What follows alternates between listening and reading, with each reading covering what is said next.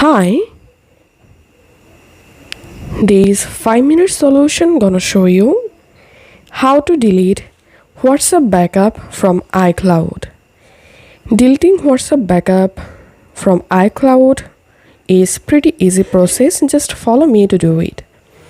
First of all, go to your iPhone settings and tap on your Apple ID. Here, tap on iCloud.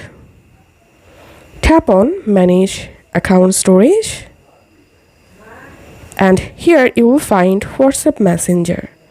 Just tap on that. And now just tap on Delete from iCloud. Tap on Delete. And tap on Permanently Delete.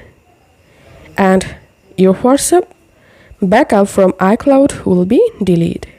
And now to stop automatically backup, go back from here and from your iPhone settings homepage, tap on your Apple ID again tap on iCloud, and now app using iCloud, tap on Show All, and here scroll down and search for WhatsApp.